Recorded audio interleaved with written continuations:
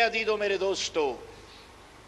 میں آپ کو بتاؤں کہ حضور مفتی اعظم عالم اسلام رحمت اللہ تعالی علیہ کی شخصیت اصل میں حق و باطل کے درمیان، جھوٹ اور سچ کے درمیان معیار تھی۔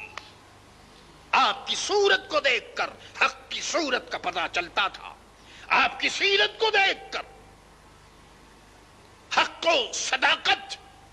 کی سیرت اور حق و صداقت کا کردار سامنے آ جایا کرتا تھا۔ بریلی شریف میں کیا کچھ ہوتا رہا ہے میرے عزیزو میرے دوستو، یہ ایک بڑی لمبی داستان ہے۔ میں آپ سے یہ عرض کروں کہ میں نے یہ دیکھا کہ حضرت کے آستانے میں اور حضرت کی خدمت میں جتنے علماء اور مشائخ آتے، سارے جہان سے اور سارے عالم سے اور ہندوستان پاکستان ہر جگہ کے لوگ آتے۔ میرے عزیزو میرے دوستو، میں اس زمانے میں یہ دیکھتا تھا اور میں حیران ہوتا تھا کہ آپ کی مجلس میں جو مرید ہونے کے لیے لوگ آیا کرتے تھے، تو مرید ہونے والوں میں عوام کی تعداد میرے عزیزو میرے دوستو اگر 100 ہوتی تو علماء 500 ہوتے، سارے عالم۔ کوئی عالم ہندوستان پاکستان کا ایسا نہیں کہ جو حضور مفتی اعظم عالم اسلام رحمت اللہ تعالی علیہ کے فیضان سے مستفید نہ ہوا ہو۔ ہر عالم کو اس کی حیثیت کے مطابق فیض ملا، اور میرے عزیزو میرے دوستو فیض مل رہا ہے، اور خدا سے دعا کرو کہ قیامت تک یہ فیض کا دریا جاری رہے۔ حضور مفتی اعظم رحمت اللہ تعالی علیہ بریلی سے باہر جب کسی کو تڑپ پیدا ہوتی کہ وہ اعلیٰ حضرت کی زیارت کرے، اور اعلیٰ حضرت کیسے تھے، اعلیٰ حضرت کی صورت کیسی تھی، اعلیٰ حضرت کی رفتار اور اعلیٰ حضرت کے گفتار کا عالم کیا تھا، امام اہل سنت کی سیرت و صورت کو دیکھنے والا جب مضطرب ہوتا تو وہ بریلی شریف آ جاتا۔ حضور مفتی اعظم عالم اسلام مولانا شاہ مصطفیٰ رضا خان رحمت اللہ تعالی علیہ کی خدمت میں حاضر ہوتا۔ حضور مفتی اعظم کی صورت کو دیکھتا تو اعلیٰ حضرت کی صورت یاد آ جاتی، آپ کی سیرت کو دیکھتا تو اعلیٰ حضرت کی سیرت یاد آ جاتی۔ آپ اپنے والد کی طرح تھے، صورت بھی اعلیٰ حضرت کی صورت سے ملتی تھی، آپ کے چلنے کا انداز بھی ایسے ہی تھا جیسے اعلیٰ حضرت چلا کرتے تھے، گفتگو بھی اسی انداز سے کیا کرتے تھے۔ میرے عزیزو میرے دوستو، میں نے آنکھوں سے دیکھا ہے کہ ایسی ایسی مجلسیں کہ جن میں علماء سینکڑوں کی تعداد میں ہوتے، بڑے سے بڑے، بڑا سے بڑا عالم اور بڑا سے بڑا شیخ بھی وہاں موجود ہوتا۔ جب حضرت وہاں تشریف لے جاتے تو ایسا معلوم ہوتا کہ پوری مجلس کی جان مجلس میں آ گئی، سارے علماء سارے مشائخ کھڑے ہو جاتے، ہر سلسلے کے، سلسلے عالیہ، قادریہ، نقشبندیہ، چشتیہ، صابریہ، شاذلیہ، جتنے سلاسل ہیں سارے سلاسل کے علماء اور مشائخ حضرت کا احترام کرتے، کیونکہ انہیں معلوم تھا کہ حضرت اس دور میں حق کی تلوار ہیں اور باطل کے لیے بھی آپ تلوار ہیں۔ اللہ اکبر۔ حق و باطل کے درمیان آپ کی ذات فیصل ہے، آپ کی ذات نمایاں ہے۔ یہی وجہ ہے میرے عزیزو میرے دوستو کہ حضرت کے سامنے بات کرتے ہوئے بڑا سے بڑا عالم سوچتا کہ اس کو کیا بات کرنی چاہیے، کیونکہ اگر کوئی بات شریعت کے خلاف اگر ہو گئی اور زبان سے نکلی تو پھر میرے عزیزو میرے دوستو خیر نہیں۔ حضرت فوراً فرماتے کہ توبہ کرو۔ چنانچہ میں لائل پور فیصل آباد سے میرے پڑھنے کا غالباً آخری سال تھا، میں وہاں سے بریلی شریف آیا حضرت نے فرمایا مجھے کہ تم تقریر کرو۔ میرے عزیزوں میرے دوستو، اس سے پہلے ہوتا یہی رہا ہے بریلی شریف میں کہ نماز پڑھانے کی سعادت بھی مجھے حاصل ہوئی، میں بچپن سے نماز پڑھا رہا ہوں، اور میرے عزیزوں میرے دوستو یہ نماز پڑھانے والی جو بات ہے یہ بھی بزرگوں کا کرم ہے۔ حضور مفتی اعظم رحمۃ اللہ تعالی علیہ نے ارشاد فرمایا نماز پڑھاؤ،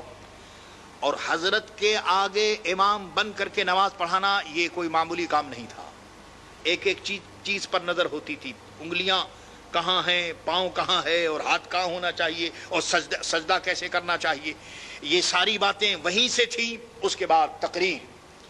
تقریر میرے عزیزوں میرے دوستو، وہاں پر بھی بریلی شریف میں بھی میں اپنی اس عمر میں، جبکہ خود میری عمر 20-22 سال کی ہوگی، 18 اور 22 سال کے درمیان، ان ایام میں تقریر کیا کرتا تھا حضرت کے سامنے۔ میں نے وہاں دیکھا کہ ایک عالم، ان کی زبان سے ایک ایسا جملہ نکل گیا جو صحابی کے شان کے خلاف تھا۔ فوراً آپ نے اسی وقت فرمایا کہ مولانا توبہ کیجیے۔ میرے عزیزوں میرے دوستو، یہ تو میرے سامنے کی بات ہے۔ اب میں آپ کو بتاؤں کہ سنبھل ضلع مراد آباد اس موقع پر ایک عظیم علماء کا اجلاس تھا، سینکڑوں علماء اور ہزاروں سامعین ان میں موجود تھے۔ اس اجلاس میں ایک بہت بڑے شیخ، بہت بڑے عالم، بہت بڑے پیر، ان کے سلسلے میں ہزاروں عوام تھے اور سینکڑوں علماء ان کے مرید، وہ تقریر فرما رہے تھے، تقریر ان کی ہو رہی تھی، اور پورے مجمع پر سناٹا تھا، ہر شخص حضرت کی تقریر سن رہا تھا، اور حضور مفتی اعظم بھی وہاں بیٹھے ہوئے تھے۔ حضرت تقریر کرتے کرتے ایک جملہ ایسا نکل گیا زبان سے کہ میرے عزیزوں میرے دوستو، اس جملے پر گرفت مفتی اعظم ہی فرما سکتے تھے۔ اللہ اکبر! آپ نے فوراً بغیر کسی ہیجیٹیشن کے، جبکہ وہ خود بہت بڑے عالم اور بہت بڑے شیخ، فوراً فرمایا کہ حضرت یہ جو جملہ آپ کی زبان سے نکلا ہے یہ شریعت کے خلاف ہے۔ اب آپ سوچئے وہ کون ہے آج کی دنیا میں جو علماء اور مشائخ کے منہ سے اگر کوئی لفظ شریعت کے خلاف نکل جائے، میرے عزیزوں میرے دوستو، گرفت کرنے والی وہ ایک ہی ذات تھی جو آج سے 1 سال پہلے اپنی اللہ کی بارگاہ میں پہنچ گئی۔ جب وہ حضرت نے جب یہ بات سنی تو ان کو تو جناب پسینہ آ گیا، وہ بہت بڑے شیخ تھے، بہت بڑے عالم تھے، پسینہ آ گیا، اور انہوں نے فوراً یہ اعلان کیا کہ چونکہ مفتی اعظم یہ فرما رہے ہیں کہ یہ لفظ صحیح نہیں ہے اور شریعت کے خلاف ہے، اس لیے میں توبہ کرتا ہوں۔ میرے عزیزوں میرے دوستو، حضرت کا یہ فیضان ہندوستان میں ہر جگہ تھا، اور یہی وجہ ہے کہ مقرر جو کام تقریر سے نہ لے سکتے تھے، حضرت کسی جگہ اگر تشریف فرما ہو جائیں تو بس تشریف فرما ہوتے ہی پوری مجلس پر ان کا فیض جاری ہوتا تھا، اور ہر شخص یہ سمجھتا تھا کہ اللہ اکبر، ان کو حضرت کی ذات گرامی سے فیض مل رہا ہے۔ میرے عزیزوں میرے دوستو، یہ تو ہوتا رہا ہے عام طور سے کہ جب مرید اپنے شیخ کی بارگاہ میں جاتا ہے تو کچھ نہ کچھ نظر پیش کرتا ہے، اور ویسے بھی اخلاقاً بھی یہ تقاضا ہے کہ جب کہیں آدمی جائے تو کچھ نہ کچھ نظر وہاں پیش کرنا چاہیے۔ کسی دوست سے ملنے کے لیے جائیے تو یہ اخلاق کا بھی تقاضا ہے، اور اسلام کا حکم بھی یہ ہے کہ بھائی ہدیہ ایک دوسرے کو دیا جائے۔ طریقت کے خانوادے میں یہ سلسلہ بہت پرانا ہے کہ نظر پیش کرنا اپنے بزرگوں کی بارگاہ میں۔ حضرت کے یہاں میں نے یہ دیکھا کہ مریدین آتے، اور مرید تو وہی سب علماء ہوا کرتے تھے، زیادہ تو مرید علماء ہیں، اور اس کے بعد پھر ایسا شیخ، اللہ اکبر، کہ میرے عزیزوں میرے دوستوں، گیا محتاط اندازے کے مطابق 1 کروڑ، اللہ اکبر، 1 کروڑ سے زیادہ افراد آپ کے مرید ہیں، پورا بمبئی سے لے کر اور کلکتہ اور کراچی، اور کلکتہ اور کراچی کی بات میں آپ سے کیا عرض کروں، جب حضرت مدینہ الرسول میں اور مدینہ طیبہ میں جب آپ حاضر ہوئے تو وہاں کے علماء اور مشائخ حضرت مفتی اعظم کی خدمت میں آئے اور انہوں نے اجازت لی، انہوں نے سندیں لی۔ اللہ اکبر۔ تو میں عرض کر رہا ہوں کہ اتنی بڑی شخصیت، لیکن عرس میں ہوتا کیا تھا؟ عرس میں جب لوگ آتے تو جتنا نظر حضرت کی خدمت میں پیش کیا جاتا اس سے زیادہ حضرت اپنے مریدوں اور علماء کو آپ خدمت کرتے۔ چنانچہ یہی وجہ ہے کہ حضرت کے آستانے پر جو بھی جاتا آپ نظر بڑی مشکل سے قبول کرتے، اور اگر قبول کرتے تو جتنا نظر آپ کو ملتا اس سے زیادہ آپ ان کی خدمت کر دیا کرتے تھے۔ ابھی میں 79 میں جب میں یہاں سے گیا ہوں موریشس سے، کئی سال 14-15 سال کے بعد جب میں حضرت کی خدمت میں پہنچا، اور اس ارادے سے گیا کہ میں حضرت کے پاس جا رہا ہوں، حضرت کی خدمت میں تھوڑی دیر بیٹھوں گا، تھوڑی دیر رہوں گا، کچھ خدمت کروں گا۔ الحمدللہ رب العالمین، اللہ کا بڑا شکر ہے کہ اللہ تبارک و تعالیٰ نے مجھے موقع عطا فرمایا، میں حضرت کی خدمت میں گیا اور حضرت کی زیارت کی۔ تو میرے عزیزوں، میرے دوستوں، میں عرض کر رہا ہوں کہ ایسا شیخ کامل کہ جس نے اپنی پوری زندگی قرآن اور سنت کی اشاعت میں جس نے اپنی پوری زندگی گزار دی، اور